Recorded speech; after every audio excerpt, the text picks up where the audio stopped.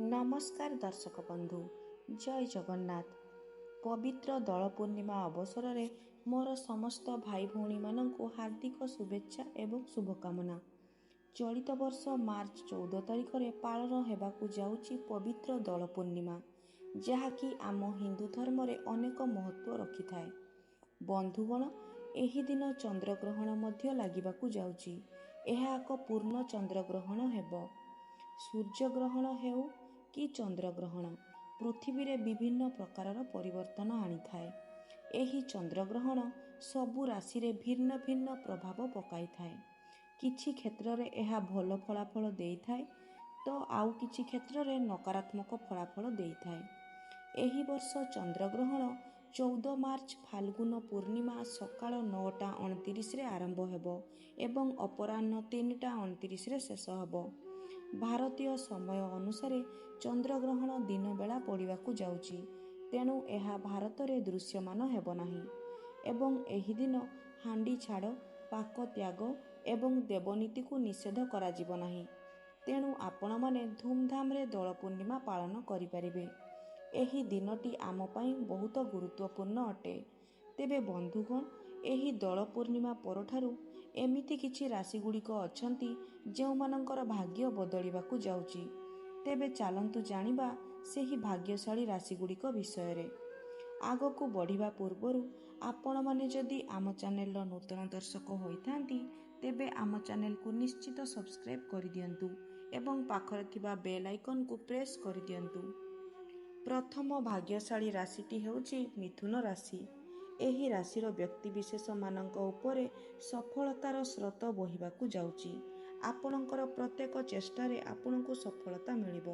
आपणकर गृहकू सुख समृद्धि एवं धनर आगमन हबो। जदि आपण बेरोजगार अछंती तेबे आपणको रोजगार मिलिजिबो। जीवनर प्रत्येक असुविधा दूर हेबो। जदि काहाकू धन देइचंती तेबे से धन मध्य आपण फेरस्त पाई परिबे। धन रोजगार करिवार नूतन रास्ता खोलिबाकू जाउची।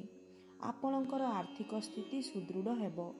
आपणकर आगामी समय सुखमय हेबो। बेपार वाणिज्य रे धन लाभ हेबार संभावना रहुची। आपण आपणकर प्रेम क्षेत्र रे मध्य सफल हेबे। वैवाहिक जीवन सुखमय हेबो। द्वितीय भाग्यशाली राशिटी हेउची धनु राशि। एही राशिर व्यक्ति विशेष मानक उपरे माँ लक्ष्मींकर कृपा वर्षा हेबाकू जाउची। समस्त ऋण करजर मुक्ति मिलिजिबो। प्रत्येक क्षेत्र रे आपणको सफलता प्राप्त हेबो। परिश्रमर फल आपणको निश्चय मिलिबो। आपणकर भाग्य साथ देबो। एही दोल पूर्णिमा परठारु आपणको जीवन रे खुशीर वर्षा हेबाकू जाउची। आपणको पई धन रोजगार नूतन रास्ता खोलिजिबो। अचानक धन प्राप्ति हेबो। तृतीय भाग्यशाली राशिटी हेउची कन्या राशि। एही राशिर व्यक्ति विशेष मानक उपरे सुख समृद्धि एवं धनर आगमन हेबो। आपण बेपार वाणिज्य क्षेत्र रे लाभवान हेबे। चाकिरी क्षेत्र रे मध्य आपणको पदोन्नति हेबार संभावना अछि। पारिवारिक जीवन सुखमय हेबो। आपणकर जीवन रे जेते भी समस्या चलीथिला से सबु किछि दूर हेबाकू जाउअछि।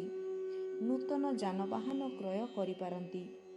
आगामी समय आपणक पई अत्यंत शुभमय हेबो।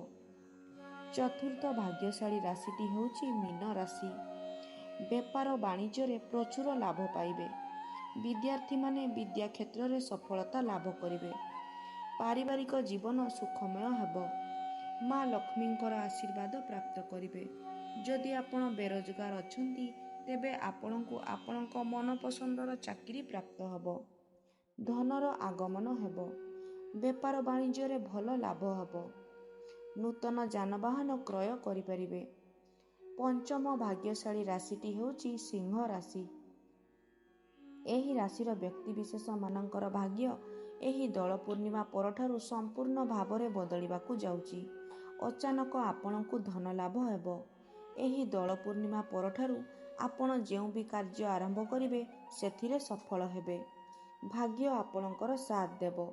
आपण नूतन जमी किंबा घर किनि पारंती। विद्यार्थी मानक पई शुभ समय आरंभ हेबाकू जाउची। वैवाहिक जीवन सुखमय हेबो। घरे खुशीर वातावरण सृष्टि हेबो। ତେବେ ବନ୍ଧୁଗଣ, ଏହା ଥିଲା ସେହି 5ଗୋଟି ଭାଗ୍ୟଶାଳୀ ରାଶି ଯେଉଁମାନେ ଏହି ଦୋଳ ପୂର୍ଣ୍ଣିମା ପରଠାରୁ କୋଟିପତି ହେବାକୁ ଯାଉଛନ୍ତି। ଯଦି ଆପଣମାନଙ୍କୁ ଆମ ଭିଡ଼ିଓଟି ଭଲ ଲାଗିଥାଏ ତେବେ ଭିଡ଼ିଓକୁ ଲାଇକ୍ ଏବଂ ସେୟାର କରିଦିଅନ୍ତୁ। ଧନ୍ୟବାଦ।